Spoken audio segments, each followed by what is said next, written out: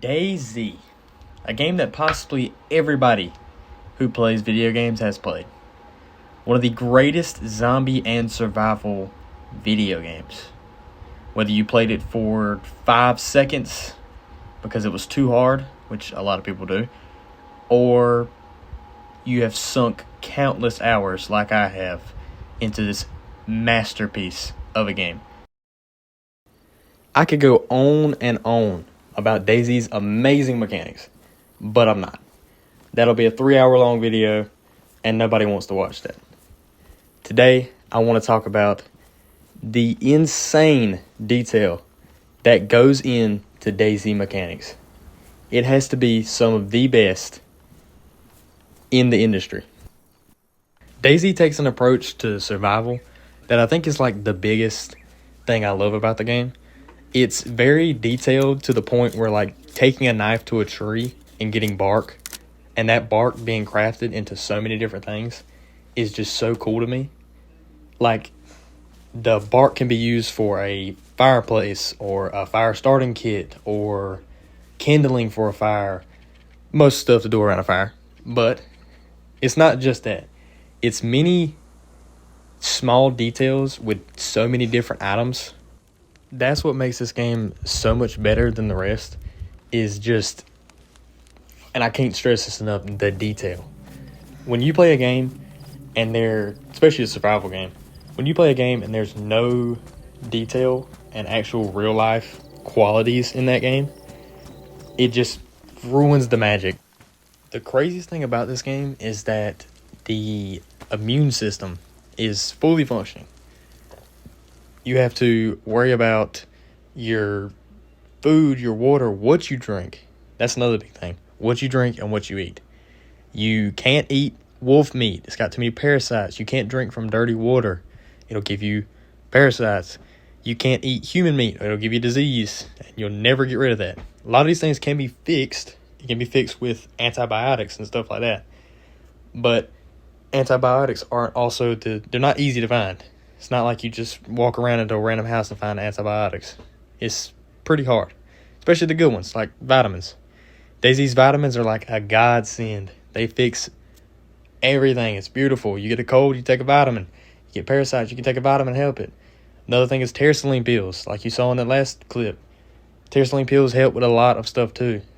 Same thing with iodine and chlorine. Chlorine is mainly for water, yes, but it's very good. They're always good to have on you. And the immune system is just one of the biggest things in Dayz. It is crazy to think that what you drink, what you eat, how you eat it, raw, stuff like that. And it's one of the biggest things about this game, because when you think of real life situations, it's in Dayz. In real life, you don't think to eat raw meat, and you don't think to eat human meat. It's something that you just don't do, because I'll get sick from this. That's something you have to think about in Dayz. It's not like other survival games. You drink from a pond and you're fine. Dayz is different.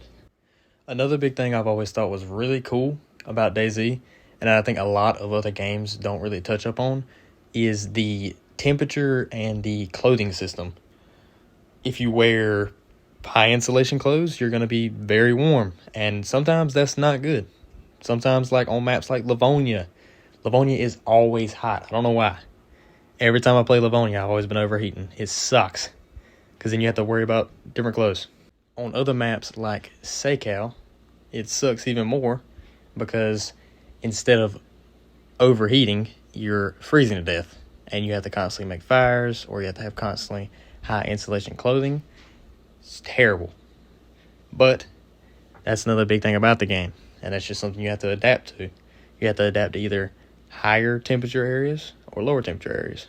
Not only is temperature a huge problem between all maps, also a big problem is, for one, rain, and for two, on SoCal, blizzards.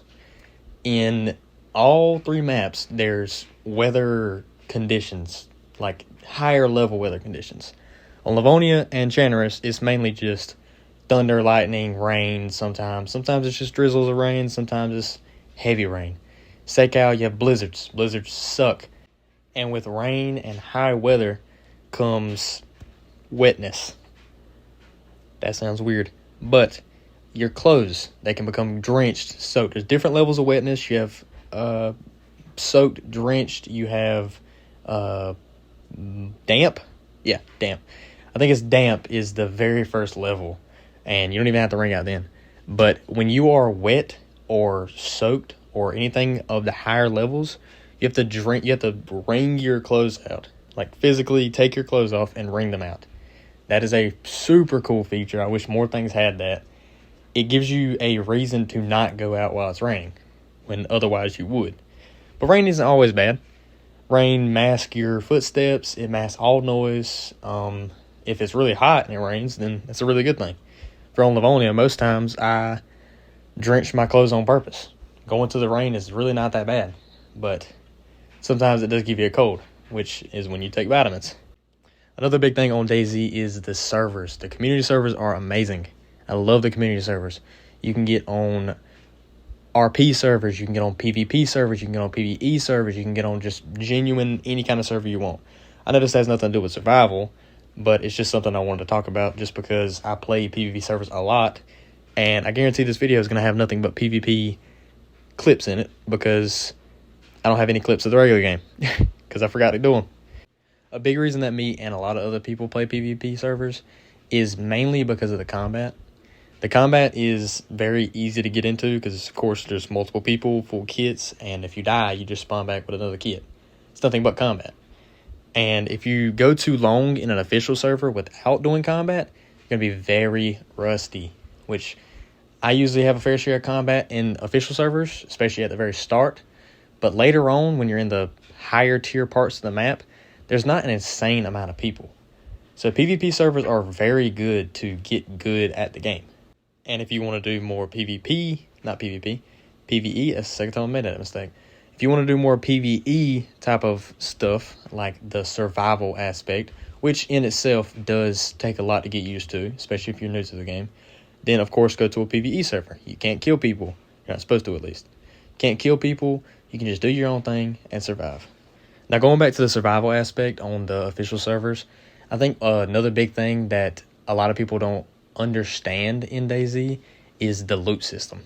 The loot system, honestly, kind of makes sense. I'm not going to say it makes sense completely, but it makes sense. If you're thinking about real life compared to, like, the game, what it would be, it does make sense. If you're on Channarus, the coast does not have a lot of good loot. Why? Because that's where everybody starts. There's not going to be a lot of clothes. There's not going to be a lot of food. There's not going to be a lot of water. But if you go to the higher density loot areas, such as like on Channarus, the Tier 4 military, or on Livonia, the bunker, or on Sekow, the bunker, it's huge amounts of loot. I mean, so much that you can't bring it all. I mean, you find guns everywhere. You find, I won't say food. If you're going to military, you won't find a lot of food. But you will find food. You'll find a ton of stuff. But that also means that the people that are heavily equipped are also going to be there with you. So that's where you find the most combat and stuff like that. It's a 50-50 between loot and people.